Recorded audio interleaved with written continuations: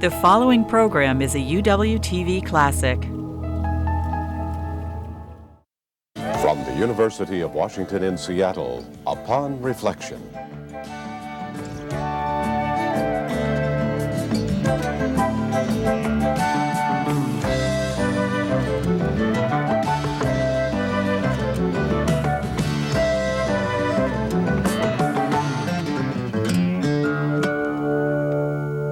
Hello and welcome to Upon Reflection. I'm Marcia Alvar. An epic story told in tiny pictures. That's what the New York Times called Mouse, the first of two books by Art Spiegelman that describe his parents' survival of the Holocaust in comic book form. In Mouse and Mouse 2, we move back and forth between past and present, and as Spiegelman's cantankerous father tells his story, father and son struggle with their troubled relationship and with the sometimes unbearable pain of their family history. Hello and welcome to Upon Reflection. Hi, Marcia, thanks. Tell me why you wanted to do this story. Well, I draw really slow, and I figured if I'm going to do a story, and comics are about telling stories, I might as well do a story that's worth telling, because otherwise it's way too much work. If it's just to tell a joke or a little melodramatic adventure, it's not quite a game worth the candle. So for me, it became a matter of digging into the things that were most urgent and most personal for me and expressing that in book form. And for me, that consisted of trying to come to terms with my father, his story, and thereby history. You've talked about the distance between you and your father, and thinking of the distance between parents and children in general, it seemed exacerbated by the fact that he had gone through this horrendous and terrible experience, and here you were, a young kid growing up in America in the 50s. Yeah, I mean, there was a generation canyon between us. He was older than I older than I makes sense, but older than my friends' parents by far. Grew up in a milieu that was more like 18th or 19th century shtetl life, and then went through the central maelstrom of the 20th century. And me, I was listening to rock and roll and reading Mad comics. It was a different frame of reference.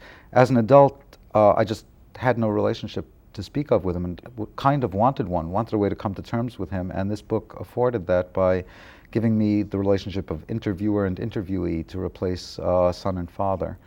In this process, did you find out what was getting between you, what made it so hard for the two of you to get along? Well, just totally different values and experiences, but what was necessary for me was to learn to empathize with what it was that he had gone through, and learn to understand indeed what it was, because I grew up with just shards of information. I knew that there was such a thing as Hitler, and there was such a thing as World War II, and there were concentration camps, and somehow my parents were in them, and they had these numbers on their arms, and my father would wake up screaming often, and yet I didn't have a context for all this. And what was necessary for me was this 13-year project, this book, that functioned in a way like, a yahrzeit candle, a candle of memory for the dead. I mean, in order to understand and remember, I had to kind of put it in chronological order, take these nightmare images and put them in little boxes in order to kind of safely contain and understand what my family had gone through. When you proposed this idea to your father, that he tell you the story of growing up in Poland and the rise of Nazism and the courtship of your mother and everything that followed, did he resist at all? Actually, not so much. It was more like, why does anybody want to hear these stories? That was then, this is now. Very different than my mother, let's say, who had an urgent need to bear witness, and that indeed probably was part of what kept her going through an experience where she was more likely to be suicidal than my father was. And yet, my father didn't have any great resistance to telling, the way I've met other survivors' children who say their parents just clammed up. They won't say a word about those years. And my father was willing, but he just wasn't eager. And although it was at times painful, he was rather forthcoming and was a very good storyteller. In many ways, Mouse is a collaboration between us. And that was the way we found common ground. One of the enduring mysteries after you finish both of these books is the relationship between your mother and your father, one of deep devotion, all of the struggle they went through. And yet in 1968, your mother committed suicide. Mm-hmm. Yeah, well, there's ghosts hanging over the household, and I think they finally descended. She's had another son, Rishu, would have been my brother had he survived. There was just so much loss. I mean, she came from a large, closely knit family. None of it was around. I think that it finally caught up with her. It's something, the legacy that even after this experience has ended, it follows you the rest of your life. I think it's one of the themes of Mouse is the way the past and present intertwine. And if anything, I think that's something that the comics medium makes available. Because in a comic book, you have, I know that it sounds like a peculiar choice, but for me it was a natural one. And thinking back about what it is that comics can make happen, in a comic you have various panels. Those panels are each units of time. You see them simultaneously. So you have various moments in time simultaneously made present in space. And that's what Mouse is about. It's about the past and present intertwining irrevocably and permanently. There's such a contrast, too, when you move back and forth, the sort of quiet ordinariness of present-day life as you and your father are walking to the bank or whatever, and then wham, the next frame is this horrendous story. Yeah. You talked about the form and matching the vast size of this story in comic book form. You have a section in Mouse, I wanted you to read a page from the book where you're talking with your wife, you're riding in the car, and you're sort of struggling with yourself, this whole idea of how do you make these two things fit together. Okay. Well, I'm talking to her about my would-be brother Rishu and how he died and how I felt about that, and I say, I never felt guilty about Rishu, but I did have nightmares about SS men coming into my class and dragging all of us Jewish kids away. Don't get me wrong, I wasn't obsessed with this stuff, it's just that sometimes I'd fantasize Zyklon B coming out of our shower instead of water. I know this is insane, but I somehow wish I had been in Auschwitz with my parents so I could really know what they lived through. I guess it's some kind of guilt about having had an easier life than they did. Sigh, I feel so inadequate trying to reconstruct a reality that was worse than my darkest dreams. And trying to do it as a comic strip. I guess I bit off more than I can chew. Maybe I ought to forget the whole thing. There's so much I'll never be able to understand or visualize. I mean, reality's too complex for comics. So much has to be left out or distorted. Just keep it honest, honey. See what I mean? In real life, you'd never have let me talk this long without interrupting. Light me a cigarette. There's a great ironic distance. Just as in you said, well, you'd never let me talk this long in real life. It reminded me of one of Woody Allen's movies where he's always stepping out of the action and talking directly to the audience or imposing yet another kind of distance. Oh yeah, well, George Burns and George and Gracie just turning to the audience. The fourth wall's been broken permanently by the 20th century. You've mentioned Rishu a couple of times. Tell me what happened to him.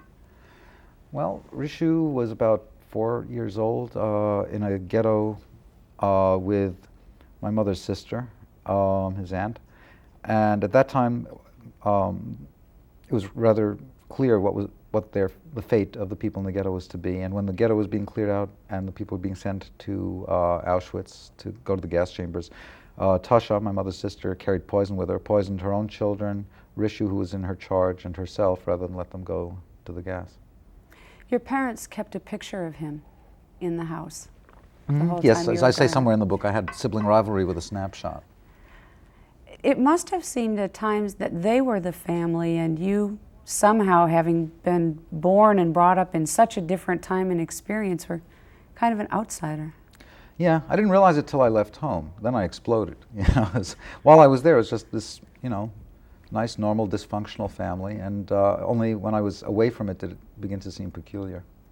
In the panel that you just read, you talk about having this, you call it kind of a crazy wish to put yourself in your parents' position in Auschwitz, and you did a lot of research for the book, and in a sense you did that. Well, yeah, I mean, that's one thing, again, about comics, is that if I'm writing a book in words, and my father says we marched out of the gates, I can type, we marched out of the gates. Now, to draw it, just one box, I've got to know, what did the gate look like? Very specifically, no faking here. What building was on the other side of the gate? Did you march 5 across or 4 across? Were there guards in front of you or next to you? Did you march straight like a soldier, or were you all hunched over and straggling?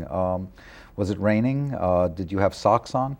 There's a million bits of tiny components of information that have to be found to correctly visualize such a thing.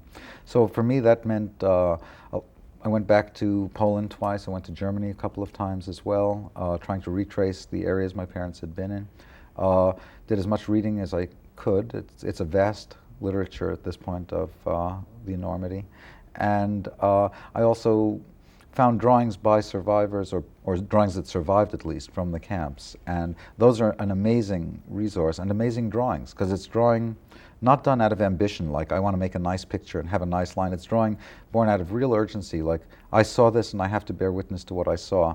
And so the drawings are highly charged, very potent, carrying real information, because there were no cameras there to record this. It's the only picture of daily life inside the death camps. And that was essential for me to be able to do what I did. What was it like to go back and to go to Auschwitz? Well, you know, I'd rather go to Paris, but well, going to Auschwitz itself, Auschwitz is sort of like a very bleak Disneyland. It's like a theme park for mass death and destruction. It's set up with little pavilions for you to wander into, very neat and tidy. Not quite as neat and tidy as Dachau, because the Germans are even better at setting up the theme parks than the Poles. But what did happen was I went to Birkenau, which is the larger camp where the destruction of the Jews took place more centrally. And there it's not set up as anything. It's just the remains of what had been there originally. See, Auschwitz I had been a garrison for Polish soldiers in World War I. Auschwitz II was just built out of prefab stables where 500 people would be put in a place where 20 horses had once been kept, and the gas chambers and crematoria were there. And all that's left there now is just the ruins and remains of what had been there. And that's probably the most haunted place I've ever walked through on the planet. You said that in each telling of the story, it somehow gets diminished. The power is lost with every translation. Were you feeling that as you were telling this story? I felt the weight and responsibility. I don't remember ever saying that specifically, but I do think that there are problems in telling and there are problems in not telling. I mean, in not telling, it just allows it to disappear and get canceled out. And in telling, there's a problem of distortion and lying. It's referred to in that page I read. And there's something disingenuous in that page where I say, reality is too complex for comics. Reality is too complex for language, literature, art making of all kinds, not just comics. And so there's the responsibility of trying to locate a reality inside the distortions that any medium brings with it. And there's also the central problem of giving any kind of pleasure from so much pain and suffering. And I've had many people come up and say, I really enjoyed your books, and then they flush and freeze and tremble because there's something horrific about enjoying the fact that so many people died. And that's really a very serious issue and a central dilemma. In doing research and reading a great number of books and seeing films and visiting places, did you ever wonder what can I add to this literature? What story am I telling, and where does it fit into all of this? No, I was blithely ignorant of all this stuff. Not that I wasn't doing research and reading, it's just that was their stuff. And what I was trying to deal with was much more inner-directed than all that. Like, Maus was not presented as a way, I must tell you about what happened. Not bearing witness. It wasn't that exactly. I mean, it was really, I got to find out what happened. And this was my way of structuring my own thoughts and my own way of understanding. And if it's of any use for other people, so be it. That's great. But it wasn't the motive for working. In the beginning of the second book, in Maus 2, and this is where my troubles began, there's a whole section about what happened when the first book was published and the amount of attention you got. And there's a scene of you being interviewed by journalists and being pitched for movie deals and TV deals. Had you not seen what was going to happen when that book was published? Did the reaction take you by surprise? Oh, very much so. I mean, I was being warned that, like, well, we'll sell about 3,000 copies, but we're proud of this book, Artie. And so I didn't really expect it, and nor did the publisher expect it to be successful. And the central image of that, which is a drawing table mounted on a pile of dead bodies, refers back to exactly, I'm drawing on top of a pile of the dead, refers back to this problem of eliciting something that's on some level pleasurable, like reading a narrative is a pleasurable experience, that's based on so much death. When I did the book, I really just hadn't thought about how it would be received. I knew it was good, I just didn't know that anybody else would know that. It's such a personal book too. I mean, this is warts and all. This is, people, not everybody would be willing to show the sides of you and your family that you did in that book. Yeah, but anything else would have been real lying. I mean, I was interested in locating a truth. I wasn't interested in creating a myth. So that required, I guess it could be called warts and all. It just meant not ennobling things beyond their actualities. So that meant like trying to report on what my relationship with my father was like, and what he was like. And that's not to say, and here's this noble guy who survived the horrors of the world, all the horrors the world could offer up, and look how saintly he's become. I mean, that would have been just some kind of twisted, to me, very obscene work. But at the very end, the very last panel of the first book, your father has admitted to you that journals your mother had kept and had wanted passed on to you were destroyed. He destroyed them. The last panel in that first book is you walking away from the house and you're saying, murderer. Oh, Marcia, you gave away the ending. Now everybody will know the Germans did it. Well, I don't know. I see that there's... You used the word irony in relation to my work before, you know. I mean, essentially, in the course of this book, I call my mother a murderer, I call my father a murderer. I murder my father by revealing secrets he doesn't want me to tell. And you've promised not to tell. Right. And so in the middle of all of this family murder, we're hovering around a situation where the real murderers are pussycats. So there's an ironic distance there, and yet, of course, I feel like it's one more loss in a sea of losses that my mother's witnessings and writings disappeared. You talked about the animals, and of course, we should mention that in the books, the Jews are mice, the Nazis are cats, the Poles are pigs, the journalists also are cats. Well, the some German are journalists, dogs. the American journalists are dogs. Woof. But yes, the gypsies are represented as gypsy moths. The British have a swim-on part as fish when they're liberating Dachau. Well, this particular menagerie, I tend to think of it really as humans with animal heads. I mean, these are animals that stand up to insist on their own humanity in spite of the fact that building something around this highly flawed notion. I mean, in that sense, this is Hitler's idea, not mine. He said the Jews are certainly a race, but they're not human. He slated Jews for extermination, which is not something that's done to people, it's done to pests, to vermin. And I'm trying this on for size with these animal heads that are kind of worn by the characters, thereby, on the one hand, I suppose, universalizing the dynamics of the experience. And because of the way comics work, I think, making it even more intimate and more specific. Because when I did this, I was thinking of, Little Orphan Annie? Mm-hmm. Like these big discs for eyes. Well, you look into these blank eyes, you get to a sheet of paper very quickly. And on that blank sheet of paper, you project an expression. And it's much more evocative than a lot of other comics for me as a result, because the expressiveness is there because of your participation.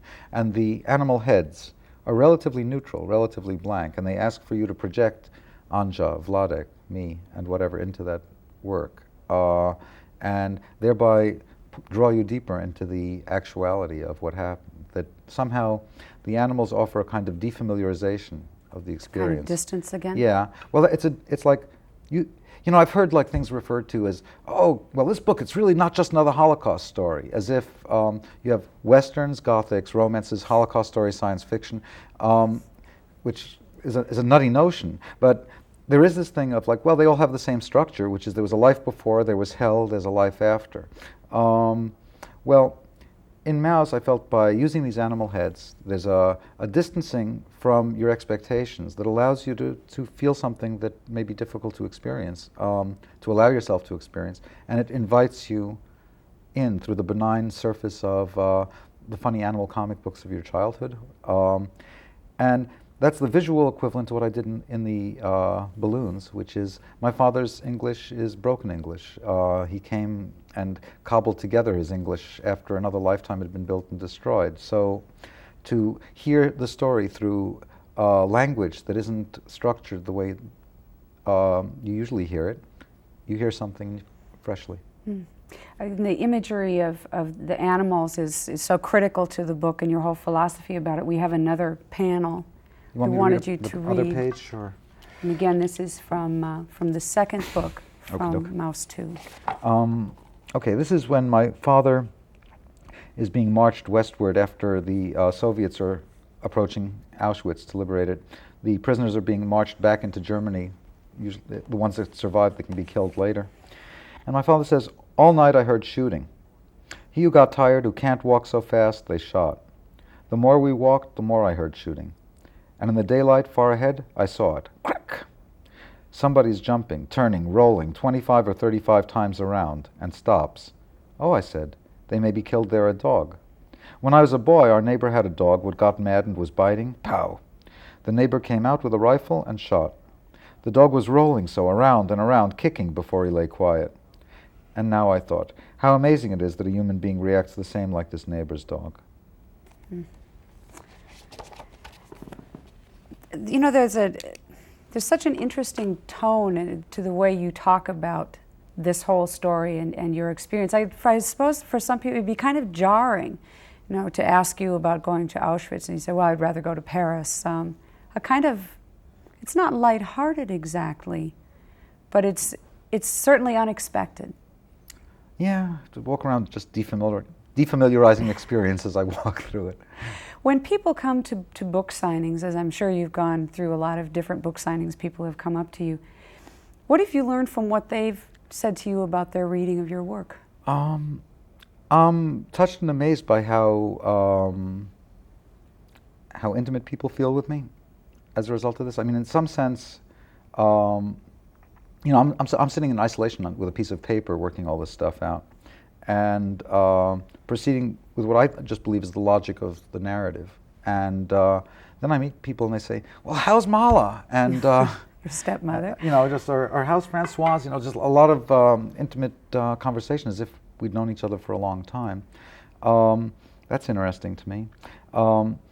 And I think, again, this has something to do with my medium. It's not just the fact that I say I have a wife or I have, you know, a father I didn't get along with. Part of it is that comics are a very intimate medium, and I tried to emphasize that in the way I used it.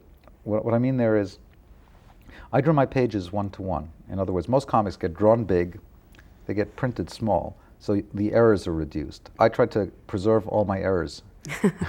So true to form. Yes, the drawings are all like 1.5 or 2 inches high, so there's no room for wasted gesture, and there's something that's a little bit like handwriting, so it's almost as if you'd picked up a very elaborate diary or something. And that's one thing about it. And I suppose because comics go so directly into the brain, you end up feeling like you experienced something.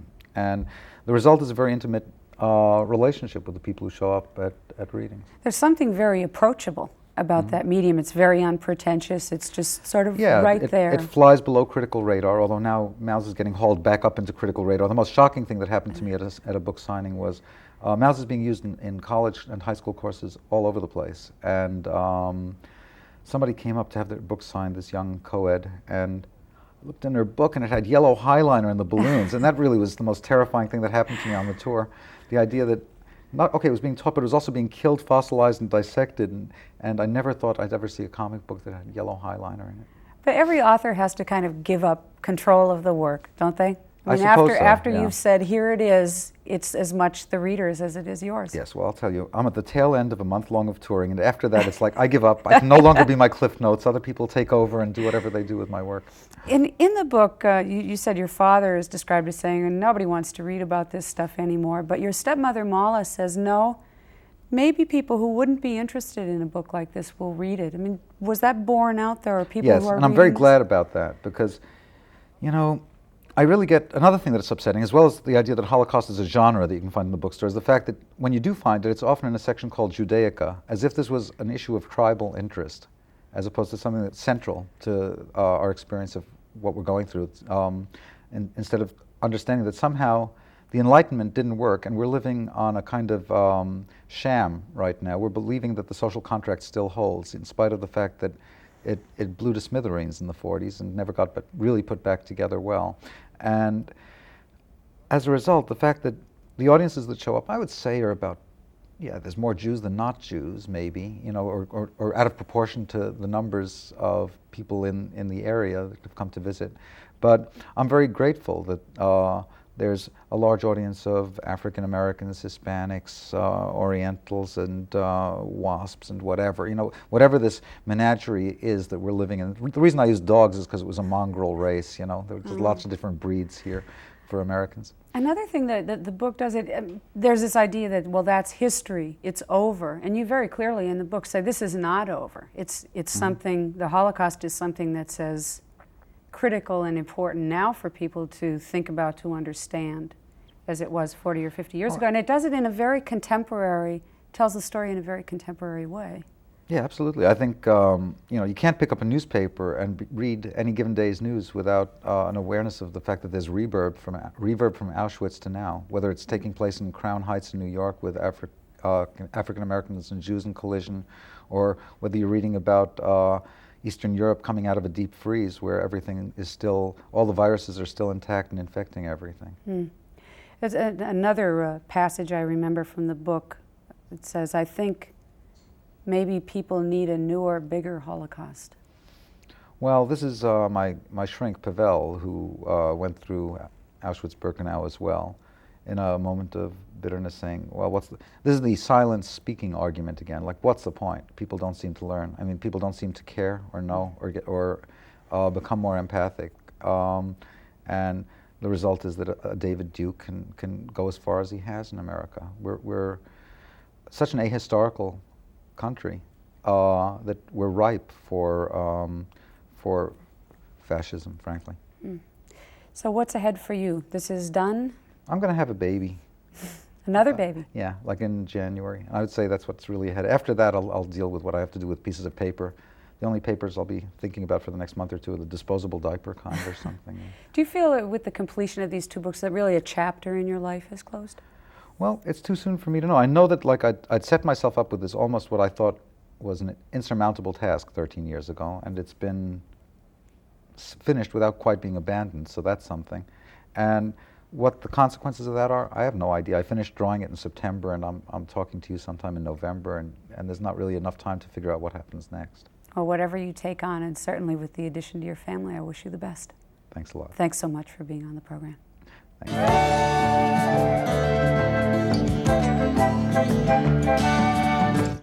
To see more UWTV classics, visit uwtv.org/classics.